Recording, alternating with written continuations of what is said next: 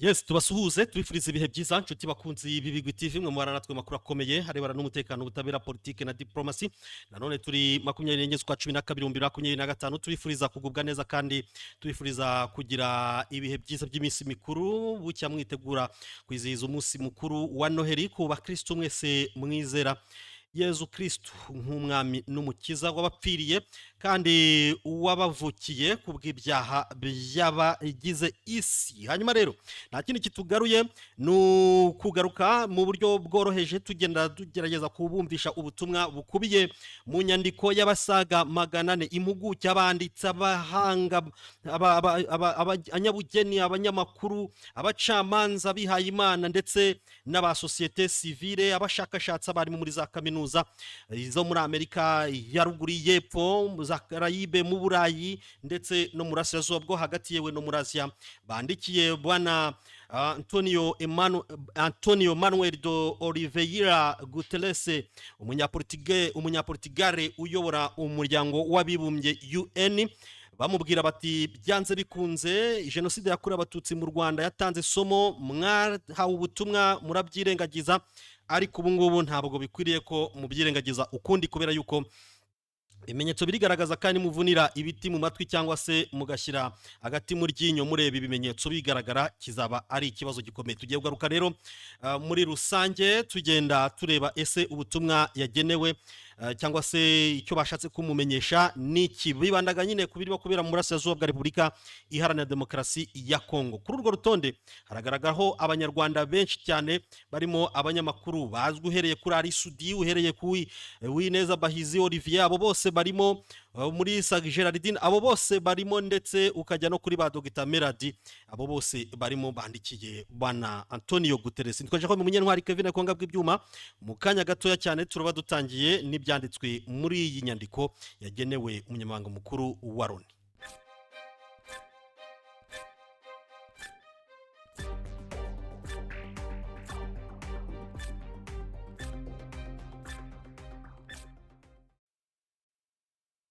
Yes, murabizi neza cyane ko rero twebwe icyo tubasaba kiba cyoroheje nyamoneka kuba utarakanda subscribe uri muri uyu muryango byo ukiri ku ruhande rw'abafana atari abakunzi rwose nyarukira kuri icyo cyiciro kindi cy'abakunzi ukanda subscribe ndetse na notification aho ngaho hasi ubundi ukande all cyangwa se tous ibyo biraba bibaye ubundi ujye wikurikira amakuru mu buryo bunonosoye neza cyane.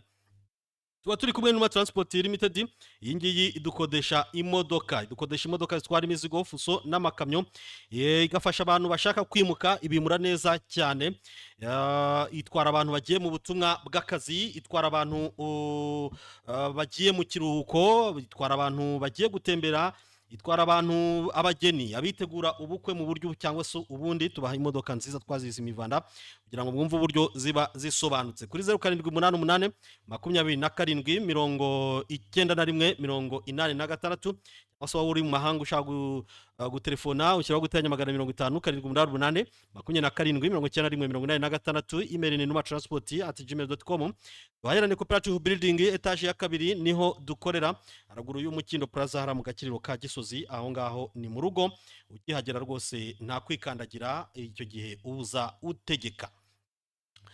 Bararenga 400 basinye barava mu bihugu bitandukanye ku migabane itandukanye barimo abanditsi nka Abubakari Boris Diop uyu nguyu akaba ari umunyamateka harimo Vincent Ducleti harimo umushakashatsi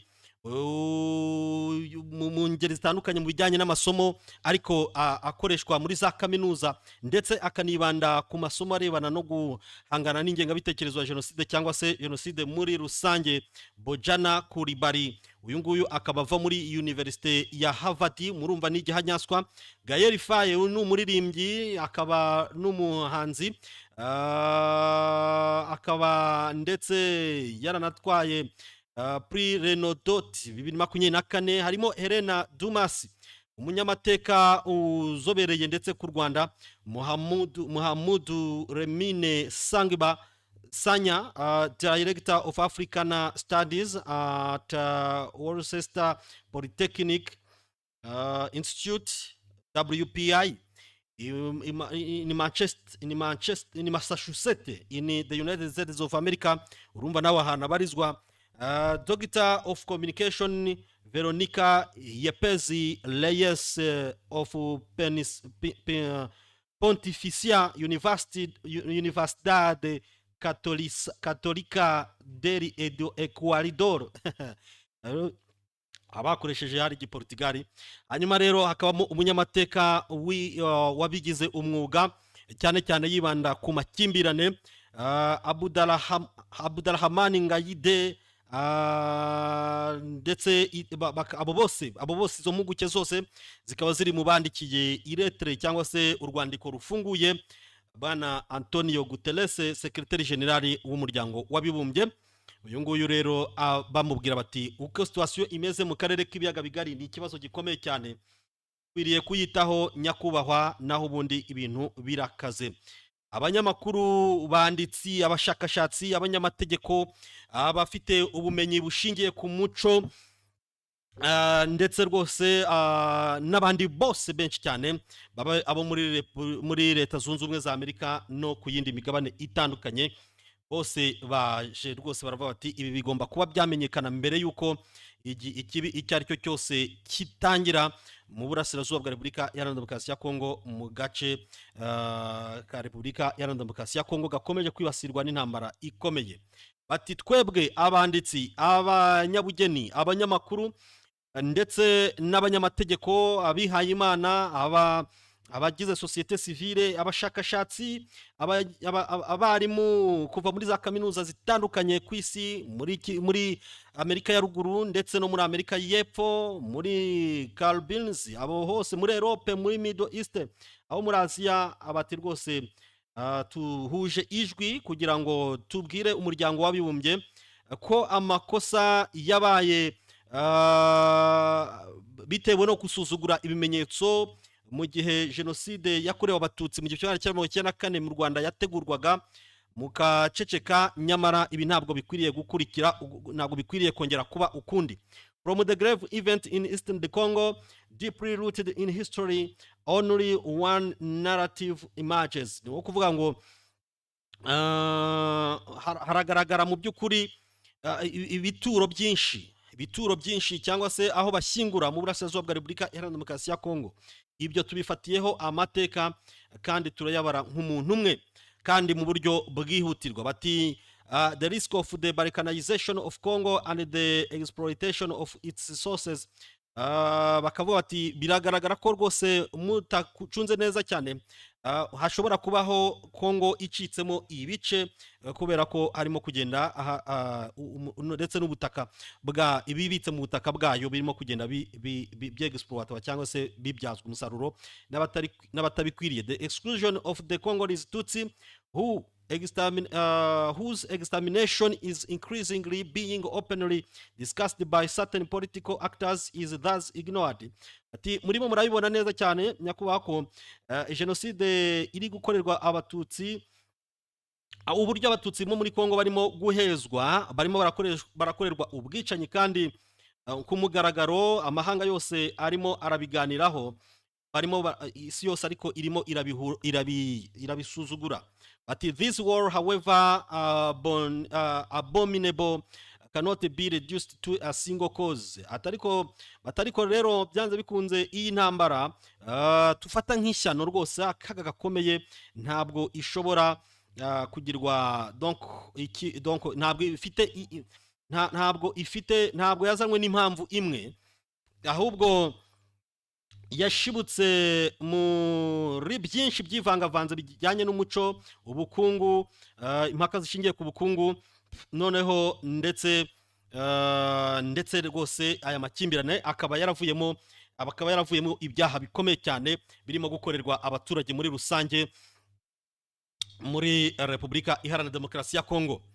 An immediate ceasefire is imperative to preserve human lives and pave the way for a negotiated solution.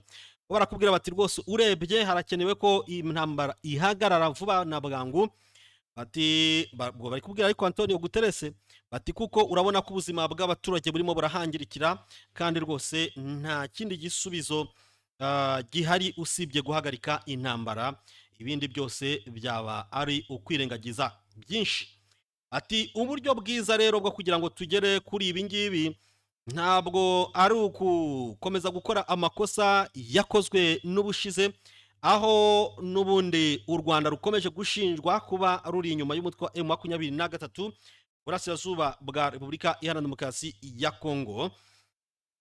Barushinja kuba ruri kwegsploita cyangwa se ruri gucukura amabuye y'agaciro ya Repubulika Iharanira Demokarasi ya Congo. Ati ibyo ngibyo ntabwo ari byo dukwiriye kuba duha agaciro cyane, kuko mugomba kureba impamvu ubundi ni iyihe mpamvu iri gutuma iriya ntambara ibaho. This one-sided interpretation, widely disseminated by the media, chooses to ignore the appalling atrocities committed openly against the Congolese Tutsi who are killed, mutilated, and sometimes devoured by the executioners. Vango byanje bikunde ibintu bimo biragaragara ko abantu bajya kusubira mu bya Congo babibara uruhande rumwe, kandi noneho ukabibona neza cyane ko ibinyamakuru hari ibinyamakuru bibagamiye ku ruhande rumwe rwa leta byahisemo gusuzugura cyangwa se guca amazi, tukoresha iyo terime, ubwicanyi buri gukorerwa abatutsi b'abanyekongo, kandi noneho bamwe bakakorerwa ibyamfura mbi, bakahohoterwa bishingiye ku gitsina, rimwe na rimwe ndetse bakaribwa n'abamaze kubica. Ati byongeye kandi it exacerbates tensions and it fuel hate speech. Urumva rero birarushaho gukaza amakimbirane, birarushaho gushyira niho gusuka amavuta mu muriro, bitewe n'imvugo zibiba urwango. The current military escalation is moreover a direct consequences of this. Imirwano rero irimo kugaragara ahangaha mu burasirazuba bwa Repubulika Iharanira Demokarasi ya Congo, biragaragara ko amakimbirane ashingiye ku mirwano. Byanjye bikunde bwana Antonio Guterres baramubwira bati nta kindi kibyihishe inyuma ni ingaruka zo kudakemura ibibazo mu muzi. Bati rero turi hano dusaba ko nyakubahwa ibyo dusaba byahabwa agaciro, byahabwa iya mbere, hagakorwa ubushakashatsi hagamijwe kugera ku gisubizo kirambye no gushyira umucyo cyangwa se kugaragaza mu by'ukuri impamvu muzi, kugaragaza mu by'ukuri impamvu y'ikibazo muzi ikinjirwamo neza nta burangare. Bati in our view, uko tubibona, this is the appropriate approach to ensuring through stability in the Great Lakes region, the security and well-being of millions of men and women who simply wish to live in peace. Ati rwose tubyumve kimwe uko twe tubibona, turabona rwose ubu ari uburyo bwiza bwo kugira ngo tugerageze kugaragaza uko ikibazo giteye, noneho tube twagishakira igisubizo, tugere kuri stabilite cyangwa se umutuzo mu karere k'ibiyaga bigari, ariko twizeye neza ko umutekano n'imibereho myiza y'amamiliyoni y'abaturage n'abagore n'abagabo bahariya mu burasirazuba bwa Repubulika Iharanira Demokarasi ya Congo bariho ariko mu rukundo, mu buzima buzira umuze. Bati we consider it equally important to clearly identify the main forces present on the ground, as well as their objectives and the political philosophies. The M23 is facing the Congolese army, supported by the FDLR, designated as a terrorist entity due to its genocidal ideology, which is also that of the Wazalendo, a group comprised of more than 200 other armed groups.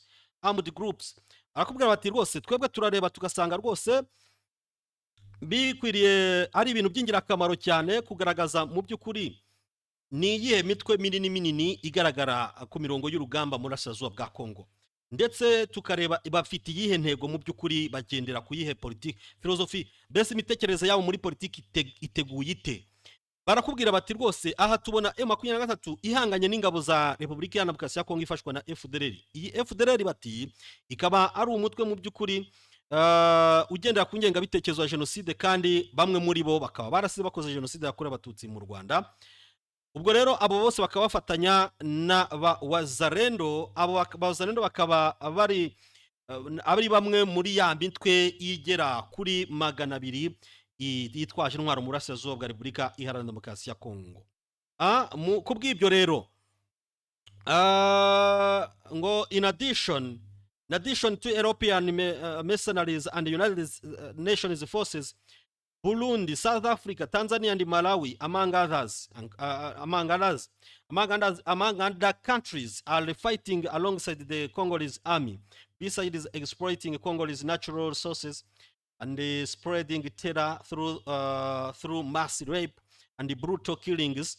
The FDLR and Wazalendo armed groups organized the forced recruitment of child soldiers. Bakakubwira bati rero gahunda ukuntu imeze, nyakubahwa Antonio Guterres, turababwira ko inyuma yabo bawazalendo n'aba FDLR bose baba bari kumwe n'abacancuro b'Iburayi, akaba bari hafi kandi bari hafi y'ingabo za UN muhagarariye mukuriye, ndetse ariko bakaba bari kumwe n'ingabo z'u Burundi, iza Afrika y'Epfo, iza Tanzania, iza Malawi n'izindi bihugu tutashyizemo hano.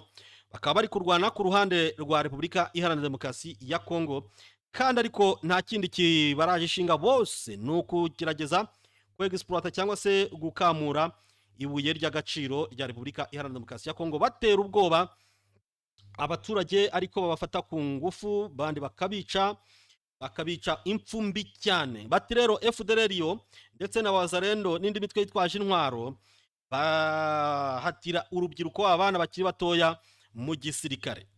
Ati rero as for the United Nations Organization Stabilization Mission in the Democratic Republic of Congo, rero ubwo kuri MONUSCO uko tuyibona, MONUSCO donc mission ya Loni muri Repubulika Iharanira Demokarasi ya Kongo ishinzwe umutekano, ati it has unfortunately strayed from its objective of maintaining peace by associating itself closely with these armed groups supported by the Kinshasa government. Bati urebye rero hamwe nako kavuyo kose kivangavanza aho ngaho, turareba tugasanga MONUSCO nayo yarateshutse ku nshingano zayo arizo kusigasira umutekano cyangwa se kurinda umutekano, kurinda, kugarura no kurinda, hanyuma itangira kwifashiriza guverinoma ya Kinshasa. Mu by'ukuri yarabogamye, nicyo bashatse kuvuga aha ngaha muri rusange. Bati rero Bwana Antonio Guterres, Secretary General cyangwa umunyamabanga mukuru, this conflict stems largely from the failure of integrated populations forcibly grouped together with new border configurations established by the colonial authorities. Ati urebye rero icyakuruye ibi byose bikaba byarabaye bibi kurushaho, nuko urebye bifite umuzi mu kuba Kongo yarananiwe gufata igice cy'abaturage bayo ngo ibite abaturage b'igihugu mu by'ukuri, ahubwo ikabita abo mu kindi gihugu. Ubwo bashatse kuvuga u Rwanda bagendeye ku mateka yashyizweho n'abakoloni, nyamara iyo mipaka y'abakoloni ikaba yarasize icyo gice cy'abaturage bisanze ku butaka bwa Repubulika Iharanira Demokarasi ya Kongo aho gukomeza kumva ko ari Abanyarwanda. Ati it is also fueled by the refusal to acknowledge migratory movement in the period preceding and following African independence. Hanyuma rero ngo nanone bifite ibibazo byose bari guhura nabyo bifite umuzi kukuba barangiwe, hari abantu bavuye mu bice bitandukanye, uko ibihugu bya Afrika byagiye bigira independence cyangwa se ubwigenge. Hari mouvement migratoire cyangwa se urujya n'uruza rw'abantu bagiye bisanga mu bihugu ibingibi kandi bakabibamo, bakavukire bakabibyariramo. Abo bagiye babibyariramo rero ubwo babyariye muri Kongo bamwe, ariko Kongo yanze kubarekonesa cyangwa se kubafata nk'abaturage b'igihugu. bati rero turatekereza ko ari ibintu byoroshye kubasha kwiyumvisha ububi cyangwa se akaga ubuzima bukomeye cyane abatutsi bo mu burasirazuba bwa Repubulika Iharanira Demokarasi ya Congo barimo kunyuramo kandi banyuzemo uburyo ndetse byabasigiye n'ibikomere mu mitekerereze, ibikomere bitazapfa komorwa, mbese barimo kubarana nabyo kuva icyo gihe kugeza n'ubu. Reka dusome ku mazi tugaruke. Bamwandikiye baramubwira bati hashize imyaka irenga 30 ibihumbi amagana by'abaturage byabo batutsi nyine bakomeza gushinjwa kugira gute bakomeza gushinjwa kuba abagambanyi b'igihugu, ndetse ahubwo bakabapushinga cyangwa se bakabasunikira kujya mu nkambi z'impunzi. Bahungiye muri za Uganda, bahungira mu Burundi, bahungira muri Kenya, bahungira mu Rwanda, aho hose barahatorongeye. Nuko ni nko gutorongera kuko barabatorongeje mbese muri rusange, banga kubaha amahwemo. If they haven't found refuge in several western countries, ndetse rero ngo hari na benshi bagiye babona ubuhungiro mu bihugu byinshi byo mu burengerazuba bw'isi. Faced with the indifference or complicity of the Congolese state, some have taken up arms to defend themselves. Hanyuma rero bakomeje gukorerwa ayo mabi, Kongo itabyumva kimwe nabo, ikomeza kuba fata nk'abantu non state cyangwa se abantu batagira leta cyangwa se babashakira leta itari yabo. Abo ngabo icyavuyemo bafashe intwaro, baravuga bati kama mbaya tuje kurwana, batangira kwirwanaho. Ati rero Bwana Antonio Guterres, ibi bisobanuye ko aya makimbirane azakomeza kuba mabi ndetse kurushaho igihe icyo ari cyo cyose iki kibazo cy'Abanyarwanda cya Congo ikomeza kwitwa Abanyarwanda bo muri Congo, nigikomeza gutya kitakemurwa muri rusange, mubimenyere ko nta mahoro azigera abaho. Bati no human group can indefinitely accept the denial of its very being, and with all due respect, UN resolutions are utterly inadequate in the face of such an existential dilemma. Akubati rero nta kiremwa muntu, nta groupe, nta tsinda ry'ikiremwa muntu na rimwe rishobora kuzemera guhakanwa ko donc ubwabo rikabata abantu baratwihakanye namwe mukakira ko mwihakanwe mukabyakira. Ibyo bintu barakubwira bati, aba banditsi barakubwira bati nta kiremwa, nta groupe ya kiremwa muntu izemera kwihakanwa ngo yo iceceke ngo twakire ko twihakanwe bibi byo ngibyo. Ngubwo rero kubera icyubahiro bagombwa, usanga ko babona ko UN, imyanzuro ya UN akenshi iba ibogamye cyangwa se ihengamye, igashyira aba baturage mu rujijo, ikabashyira mu kangaratete, mbese ntibafite epfo na ruguru, ntibazi ngo bimeze bite usibye gufata umwanzuro wo kwirwanaho. But we would also like to point out that the tragedy experienced by the Banyamulenge Tutsi people of South Kivu in no way corresponds to the simplistic narratives being imposed on the world. The M23 was indeed born and operated outside the traditional territories of the Banyamulenge in areas where minerals resources are negligible. Nuvuga ngo rero baravuga bati twebwe uko tubibona, reka tunagutungire agatoki k'amabi yose ari gukorerwa Abanyamulenge. Abo nabo bakaba ari abatutsi bo muri Kivu y'Epfo, nabo ubu ngubu barimo gukorerwa ibyamfura mbi, abafite amakuru mabi kuri bo, kubera yuko babakorera ibintu rwose by'akamaramaza wa mugani wo Murundi, kuko isi yose yarabatereranye urebye.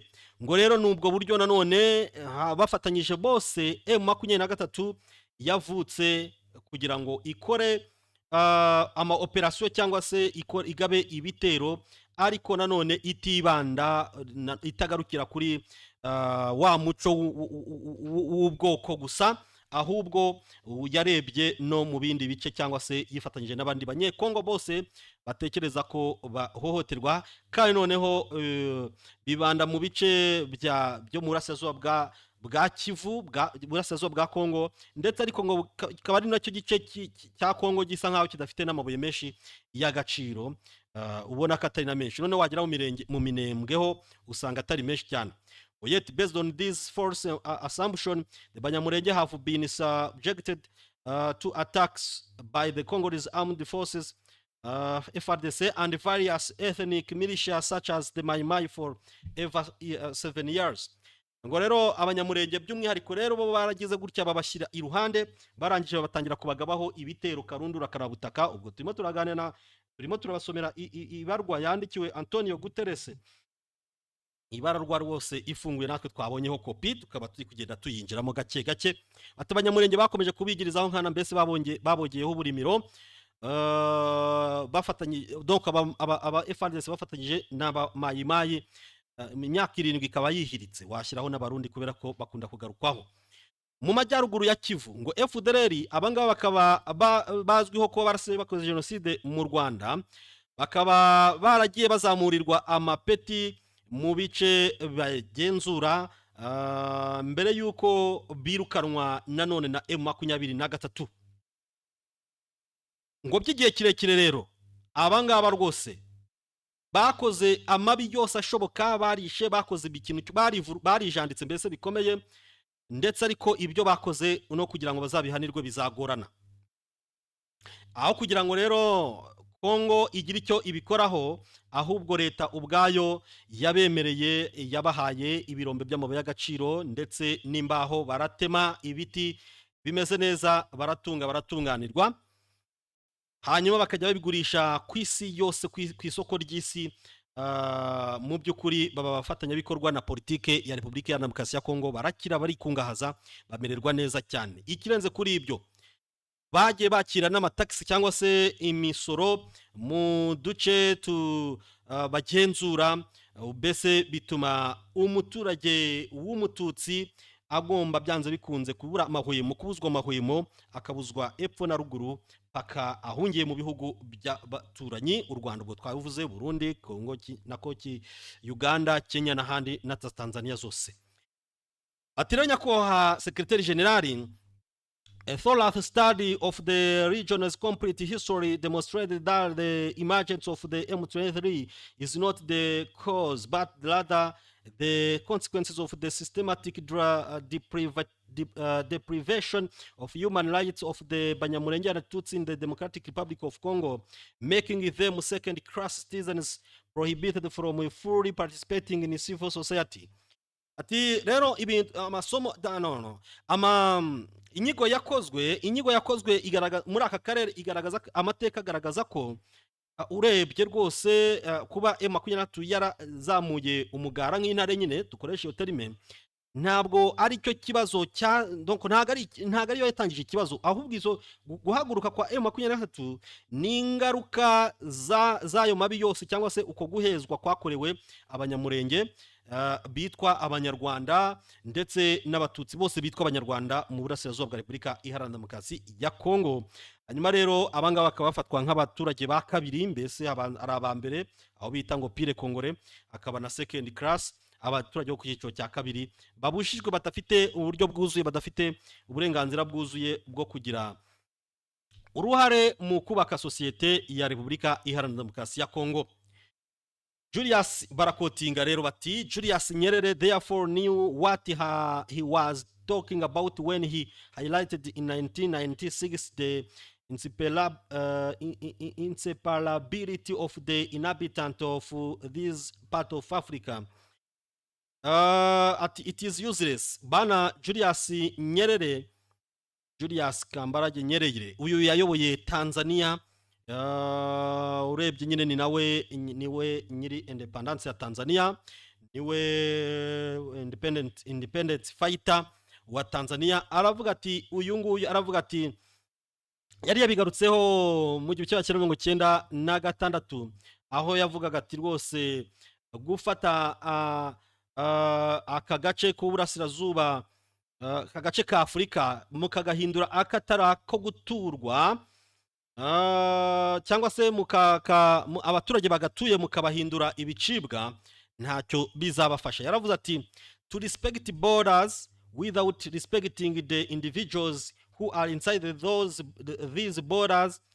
Therefore, when addressing the question of respecting the borders established between Germany and Belgium, it is essential to also consider respecting the population.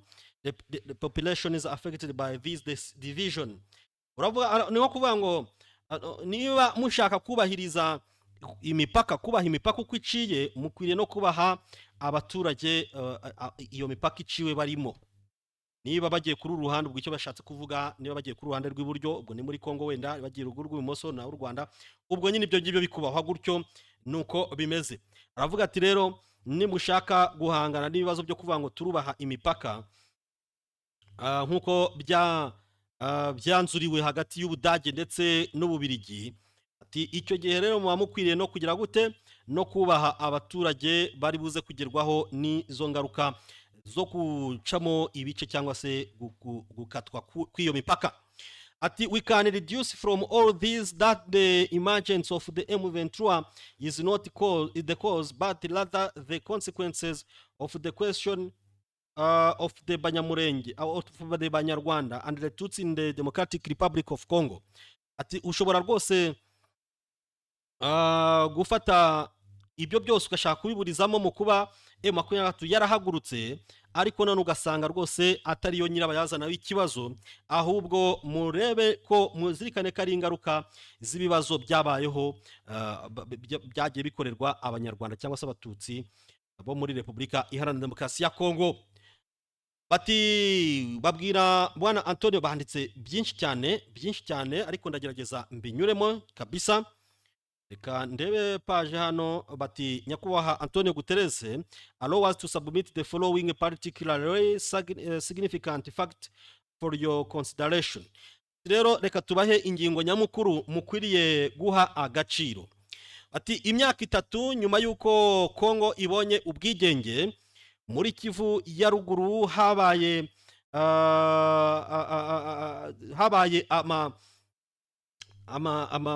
akaduruvayo bitiriye Kanyarwanda, donc habaye intambara bitiriye Kanyarwanda wo cyangwa se intambara ya Kanyarwanda. Abanande umuyobozi w'Abanande Denis Paruku yaravuze ati dushaka ubwigenge bwa Kivu ya ruguru, Kinshasa rwose ntigenge. Uwo yitwa Denis Paruku. Hanyuma his fellow Kinyarwanda speakers opposed his and advocated for Congolese unity. In response, Paluku decided to send a punitive expedition into Masisi. Tutsi were arrested and executed in Kiloshe. At that time, the M23 did not yet exist.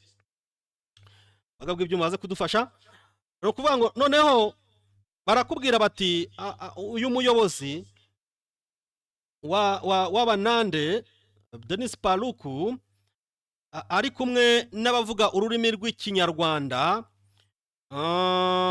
abavuga ururimi rw'Ikinyarwanda muri rusange bamwigometseho, baravuga bati dukeneye ahubwo ko habaho Kongo yunze ubumwe.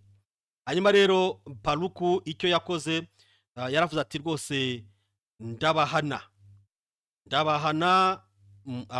hariya muri Masisi. Abatutsi benshi barafatwa baricwa,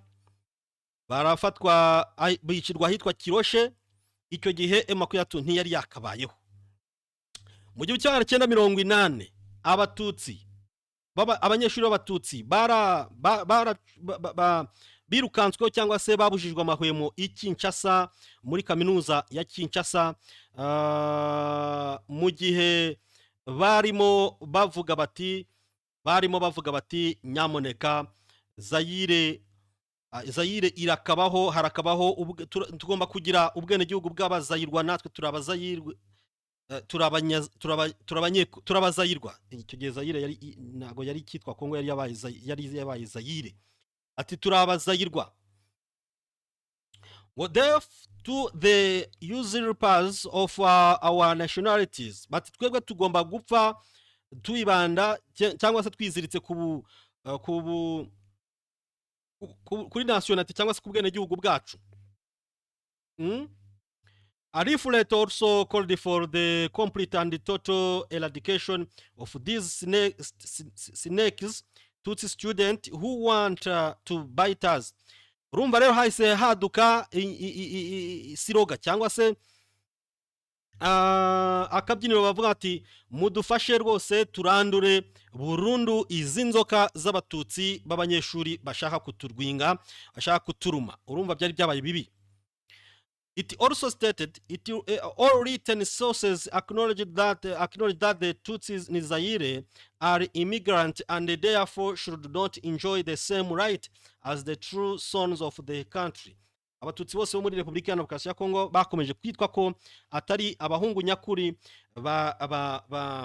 bahungu nyakuri ba Repubulika ya Demokarasi ya Kongo. Icyo gihe yitwaga Zaire. Icyo gihe M23 nabwo ntiyari yakabayeho. Mu gihe kimwe baramubwira bati mu gihe cya 1991 Congolese Tutsi were barred from participating in the Sovereign National Conference and other pretext that they were not Zaireans at the time. The M23 did not exist. Ngo mu gihe cya 1991 nanone abatutsi bo muri Repubulika yo muri Zaire icyo gihe ntabwo bemererwaga kujya mu bikorwa byo gukunda igihugu muri rusange cyangwa se inama nkuru zivuga ku busugire bwa Repubulika y'Igihugu cya Kongo, kuko ngo bababwira ko rwose atarabazayirwa ahubwo ari abanyamahanga mbese badafite uburenganzira bwuzuye bakwiriye guhabwa. Icyo gihe nabwo M23 ntiyari yakabayeho. Ati during the Second Republic, muri Repubulika ya Kabiri, especially from the 1890s onward, Kinyarwanda speaking Tutsi had the right to vote but not to be elected. At that time the M23 did not exist. Ati urebye muri Repubulika ya Kabiri mu gihe cya 1980 aho ngaho gusubiza hejuru Abanyarwanda bavuga ururimi rw'Ikinyarwanda b'abatutsi bemererwaga gutora, ariko ntabwo bemereraga kwiyamamaza ngo batorwe nk'abashobora kuyobora Repubulika ya Demokarasi ya Kongo. Ufite uburenganzira bw'igice, urajya gutora ariko ntabwo uratorwa. Icyo gihe rwose M23 nabwo ntiyabagaho nuko babyanditse. The constitution of the Democratic Republic of Congo has been amended more than 7 times, each revision linked to the issue of Kinyarwanda speakers. At that time M23 did not exist. Ngo itegeko nshinga rya Repubulika ya Demokarasi ya Kongo ryasubiwemo inshuro nyinshi zigera kuri 7. Uko bagiye bazisubizamo ikibazo cy'abavuga ururimi rw'Ikinyarwanda ntabwo zagiye zisubirwamo bitewe n'abavuga ururimi rw'Ikinyarwanda ariko ntibikemuke, kandi icyo gihe M23 ntiyari yakaje. It is clear to us that the international community is making a potential devastating mistake in imagining the eliminating a single rebel group and imposing sanctions against Rwanda will be enough to restore peace in Eastern Democratic Republic of Congo. Ati rero biragaragara ko rwose umuryango mpuzamahanga urimo urakora ikosa riteye ubwoba, aho urimo uratekereza ko kwirukana umutwe umwe witwaje intwaro cyangwa se kugenera ibihano bikakaye u Rwanda bizazana igisubizo mu burasirazuba bwa Repubulika Iharanira Demokarasi ya Kongo. Ati rero nyakubahwa Antonio Guterres, Secretary General w'umuryango w'abibumbye, if there is one reason to be learned from this conflict, it is that the cooperation between the Congolese state, MONUSCO, the Wazalendo, and the FDLR has contributed to increasing the militarization of the region and to fueling hatred toward the Tutsi in the Democratic Republic of Congo and Rwanda. Ngo rero nyakubahwa Secretary umunyamabanga mukuru w'umuryango w'abibumbye, ngo niba hari isomo rimwe ryagombye kuba ryarizwe muri aya mateka yose tumaze kuvuga haruguru, nuko mu by'ukuri hagati ya leta ya Congo, MONUSCO, Wazalendo na za FDLR aribo bagejeje batumye akarere kaba injagatira y'abitwaje ibirwanisho. Bikaba byarakuruwe nanone n'imvugo zibiba urwango bagenda bakwirakwiza, banga bagaragaza ko banga abo mu bwoko bw'abatutsi mu by'ukuri bakwiriye kwangwa, haba muri Repubulika ya Demokarasi ya Kongo ndetse no mu Rwanda. Ibyo ngiryo ni isomo bakwiriye kuba bazingatira neza cyane. Such a military and ideological alliance perpetuates a kind of perpetual war and pushes the peace your organization is tasked with promoting further away each day. This was well understood by former South African President Thabo Mbeki when he warned on the danger of a protracted conflict, stating, if the Congolese government does not protect Congolese Tutsi, then the M23 will continue to exist because they will have weapons to defend themselves. Ati rero baramwandikira bati rwose kuba ubu buryo bwa gisirikare ingengabitekerezo irimo kwifashishwa, kuba mind cyangwa se imitekerereze y'abantu bose bahariye barahise bavuga bati nta kindi cyazana igisubizo usibye imirwano, ngo niyo izageza ku mahoro. Birasubiza nyamara inyuma hari ukuntu organisation muhagarariye UN yari yifitiye yari yarahagurukanye imbaduko nziza yo guhosha intambara, ahubwo ugasanga nayo yigisanze iyijandikamo umunsi ku wundi. Ibyo bikaba bibi cyane. Ibi rero ngo bigomba kumvikanwa, byagakwiriye kuba byumvikanwa nk'uko uwahoze ari perezida wa Afurika y'Epfo Thabo Mbeki yabyumvise, avuga ati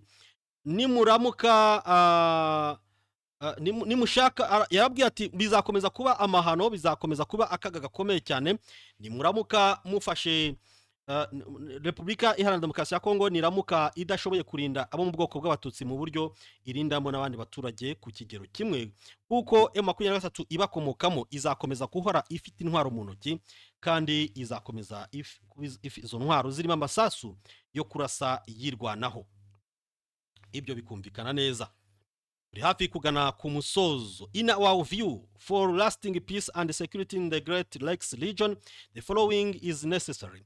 Ku bwacu rero uko tubyumva, kugira ngo amahoro mu karere aboneke neza, bati bahakwiriye kubaho kwiga neza uruhare rwa MONUSCO kugeza uyu munsi muri ibi byose.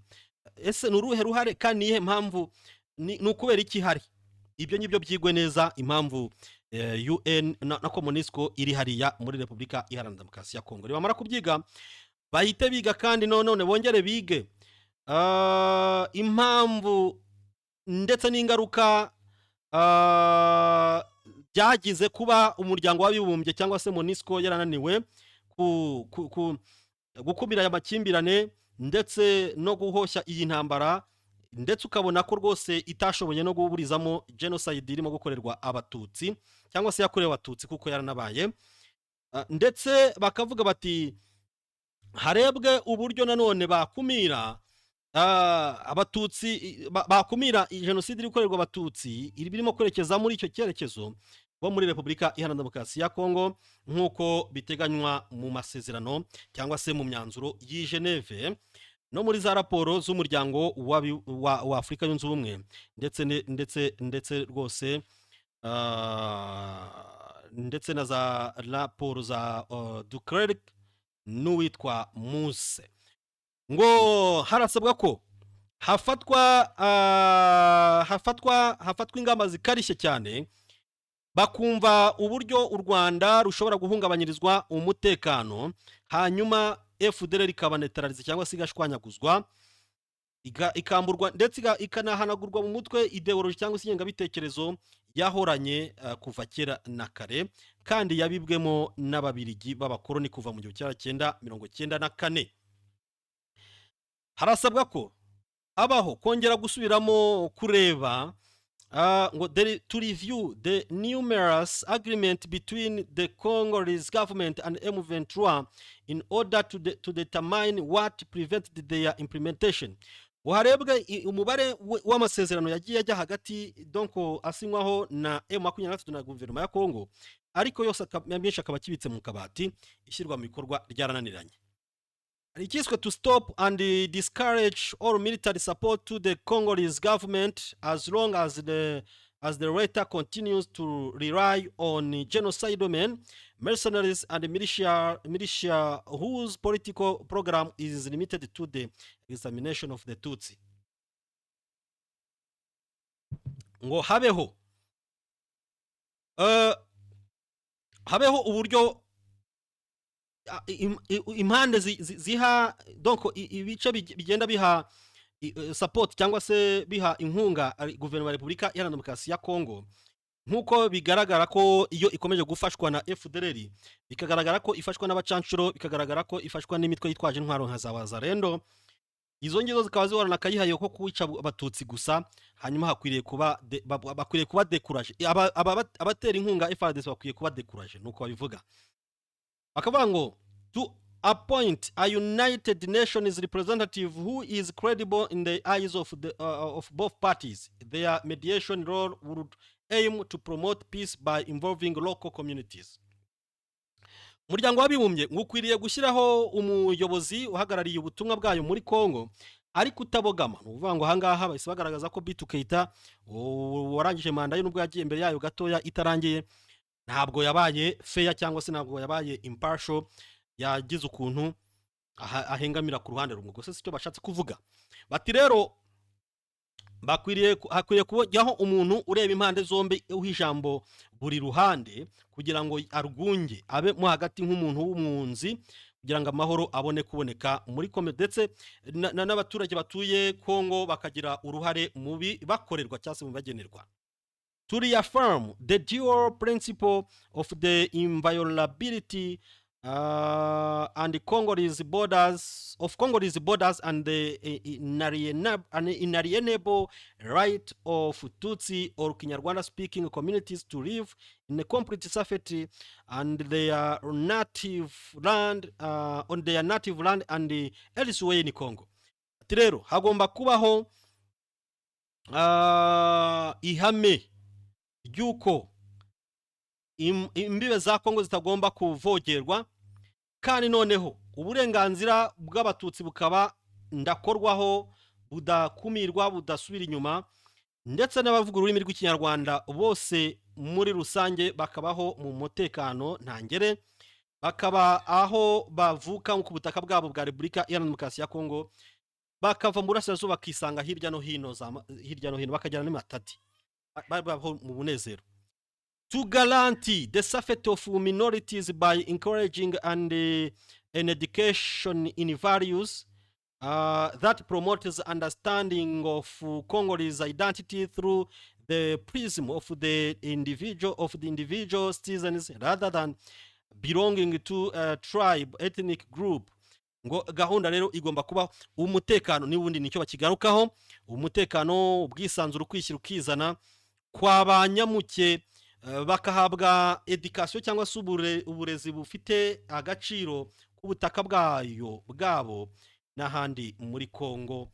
Mbese bakagira imyumvire imwe n'abandi, bakabagiraho imyumvire imwe n'abandi mu buryo busesuye, nta kubafata ngo mujye kubatsindika cyangwa se kubashyira kubarebera mu ndorerwamo y'amoko. Ibyo ngibyo bigomba guhagarara. To establish a neutral international commission for investigate mining contract and practices related to the exploration and exploitation, marketing and financing of the minerals, rare earth and the agricultural and the forest economic throughout the Democratic Republic of Congo. Agomba kubaho komisiyo itabogamiye ku ruhande rumwe, ishinzwe kucukumbura uburyo amasezerano atangwa mu masosiyete atandukanye akora iby'ubucukuzi akora iby'ubugenzuzi bw'ahari amabuye y'agaciro n'ubucukuzi bwayo, uburyo ajyanwa ku isoko n'uburyo ayungukira Repubulika ya Demokarasi ya Kongo, uburyo ubutaka ibyo bita terirare cyangwa se ubutaka bwabuze buhenze, ndetse n'ibikomoka ku buhinzi byose, amashyamba n'ubukungu muri Repubulika ya Demokarasi ya Kongo byose bakabijera neza cyane. To encourage peace initiatives initiated by the religious institutions such as the National Conference of Congo, Senko, in the collaboration with the Churches of Christ in Congo, ICC, and recently those of the Association of Episcopal Conference of Central Africa, SAC, bati rwose ibyatangajwe ibyasabwe na Senko na ICC byubahirizwe. Ni kwa kundi bavuga bati mwimakaza ibiganiro bidaheza, abanyekongo bose tubyisangemo, tuganire nyamuneka, twicare mu gacaca dusoze amagambo. Basoza bavuga bati nyakubahwa Secretary General, we expect you, unlike your predecessor in 1994, to grasp the gravity of the dangers threatening the defenseless civilian populations whose only fault is being who they are, Tutsi. Ati rero turatekereza ko nyakubahwa Secretary General, rwose utabaye nk'uwakubanjirije wabayeho mu 1994, wowe uri buze kumva uburemere n'akaga kari kuba sivile b'abaturage b'abasivile rwose badafite ikosa na rimwe, usibye ko isanga uko bisanze ari abatutsi. Bati we believe it is urgent to conduct a less biased and narrow-minded analysis of this situation in Kivu, a necessary prerequisite for any lasting solution. Ati turatekereza ko rwose wowe uri buze kubyihutisha, kandi rwose ukazategeka ko haba ubushakashatsi, ukanariza neza ikibazo utabogamiye uruhande rumwe ku makimbirane yose ari mu burasirazuba bwa Repubulika ya Demokarasi ya Kongo, by'umwihariko muri Kivu.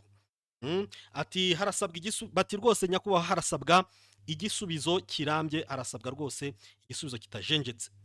Bati we cannot overemphasize that the exclusive focus on the M23 and Rwanda is suspicious and encourages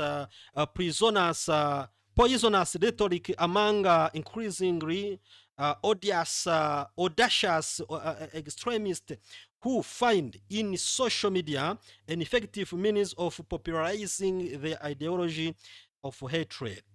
Ati twebwe turareba tugasanga rwose ndetse rwose narwo dushobora gukabiriza ngo tubabwire ngo kwibanda kuri twaba tugiye gukabya, tugiye kuvuga ko M23 n'u Rwanda bikunda gushinjwa kuba banyirabayazana w'ibibazo byose biri hariya. Byo ntacyo bizamara, twose tugiye kubwira ko ari cyo gisubizo twaba tubikabije cyane.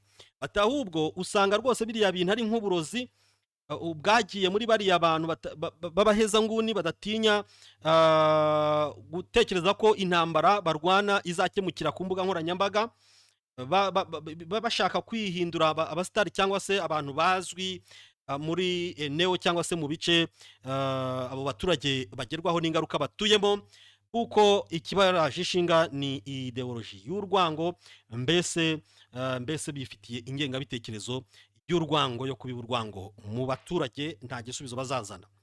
The 1994 genocide in Rwanda is still fresh, is in everyone's mind. While the UN has apologized to the victims of the genocide perpetrated against the Tutsi in Rwanda, there is every reason to fear that first 2 years later it will unfortunately be forced to apologize to the victims of the genocide perpetrated against the Tutsi in Congo. Bati rero murabizi neza cyane jenoside yakorewe abatutsi mu Rwanda iracyari ibikomere, biracyari bibisi mu mitwe y'abayirokotse cyangwa se abo yagezeho ingaruka, abanyarwanda bose muri rusange. Kandi icyo gihe ikimara kuba umuryango w'abibumbye wasabye imbabazi abagezweho n'ingaruka za jenoside yakorewe abatutsi mu Rwanda. ubwo rero dufite ubwoba ko nyuma y'imyaka 32 inyuma yayo nanone dushobora kongera kubona mwongeye guhatirwa gusaba imbabazi nyuma y'indi jenoside yazaba imaze kuba ku baturage b'abatutsi bo muri Repubulika Iharanira Demokarasi ya Congo. We urge you to take responsibility in the face of the threats we have brought to your attention. This is not only about the fate of the fate of the people of the Great Lakes region and their need for security, but also about the credibility of the United Nations and the honor of our humanity. Ati twebwe rero nyakubahwa mu nyamabanga mukuru umuryango w'abibumbye mu nshingano nyinshi mufite ndetse tukaba tumaze kubibagaragariza, turizera ko mugiye kubiha umwanya nubwo mufite inshingano nyinshi mubiha umwanya nyakubahwa. Bati rwose kandi ntabwo tugamije kujijisha abaturage cyangwa se kuyobya abaturage bo mu karere k'ibiyaga bigari, kuko ntabwo rwose turi kure y'ukuri, kuko nabo bakeneye amahoro arambye, barayanyotewe. Kandi rwose turabizi neza cyane ko namwe mutakitesha agaciro mutita kuri ibi ngibi tubagejejeho, kuko byanze bikunze mwubaha ikiremwa, ibyo muzabikorera kubahisha ikiremwa muntu. Abasinye rero ubwo dusoreje aho ngaho, kandi uko nguko inyandiko isoza. Abashakashatsi n'abaprofeseri n'ibyiciro, reka banze ndebe, n'abantu urabona uruntu rutonde ndi gukaraga aha ngaha rugera ku bantu magana ko rudashirayo magana, aha ndahabona 268. Reka ndebe 10 ba mbere baba ari bande kugira ngo byorohe. Uwa mbere yitwa Bilanjani Nayake, dogiteri science, chief scientist, gold medalist in the geological science,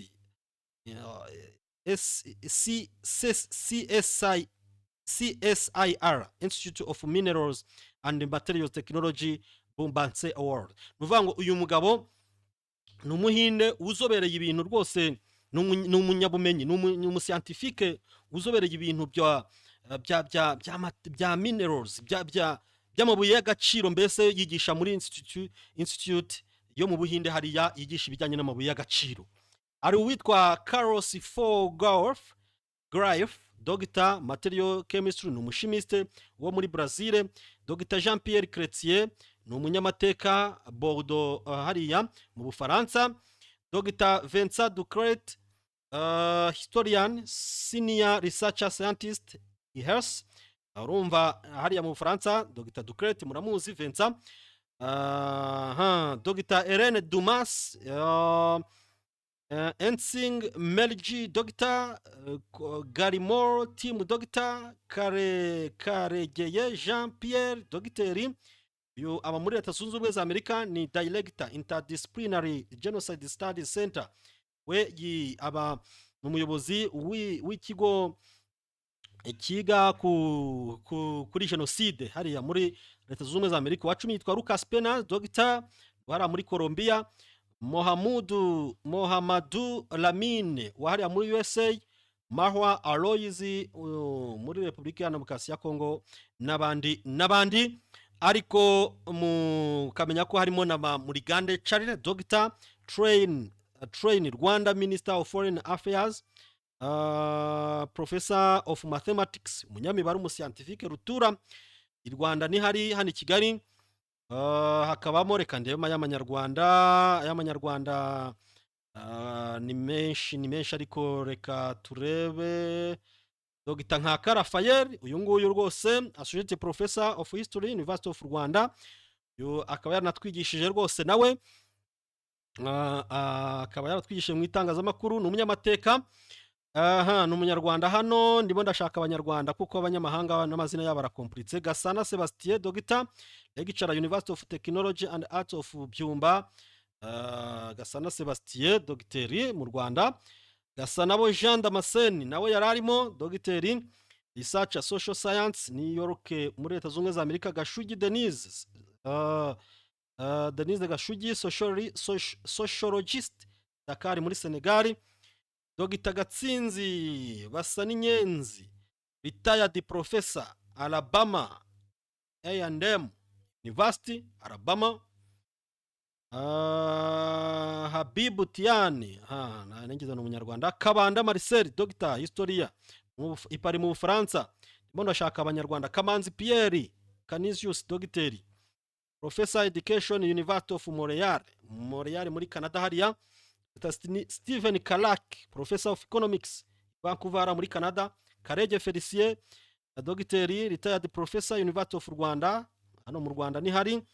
Kayirangwa Rufonsi Kayitsinga Jean Dr Kaziniere, nawe nagize ikintu no munyarwanda. Kamuyange Jean ari hehe? Ari hariya akabona. Claude Aimé, ubwo bari kumwe, bari hariya muri Canada, bose basinyeho muri Jacques Murigande.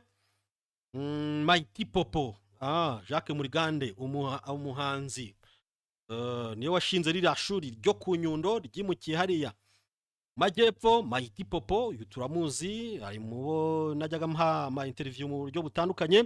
Etienne Musonera, Dr Professor of Marketing, Mercer University, Atlanta, Georgia, USA. Niza Jessica Ndahiro Tom, ushakashatsi, Technical Advisor and Researcher at Interdisciplinary Genocide Studies Center, Kigali, Rwanda. Ndayizigamiye Richard, Dr Nipunika, Sarikar, ari mu Buhinde. Nizeyimana Jean Innocent, Dr Bio Informatician, Dakar muri Senegal. Nizeyimana Nizeyimbabazi Jean Damascene, Jean Dodier plutôt, Jean Dodier, uwo nawe yasinyeho. Mbese ni benshi, Nsengumukiza n'abandi benshi cyane, ariko inyuma hari umunyamakuru witwa Arisudi, nguyu akaba azwi ku mazina Uwizeye Arisudi nyine. Hari aba witwa ba Uwineza Bahizi Olivier, ba Uwamwiza Jacqueline, Umulisa Gerardine, n'abandi b'abanyamahanga, kuko urumva abantu bagarane ni benshi cyane. Mutwemere tubashimire inshuti bakunzi b'Ibigwi TV, baranatwe makuru akomeye arebana n'umutekano, ubutabera, politiki na diplomasi. N'urwo rwandiko rwandikiwe Antonio Guterres, umunyapolitigare uyoboye umuryango w'abibumbye, birarebana n'uburasirazuba bwa Repubulika Iharanira Demokarasi ya Congo. Amadida nakomeje kuba hagati ya FARDC ndetse na M23. Kongo igashinja M23 kubifashwa n'u Rwanda, u Rwanda rwo rugashinja Repubulika Iharanira Demokarasi ya Congo kuba ruri ukuboko kw'iburyo kwa FDLR, niba atari FDLR y'ukuboko kw'iburyo kwa FARDC. Imana ishimwe ko turi kumwe. Asante sana.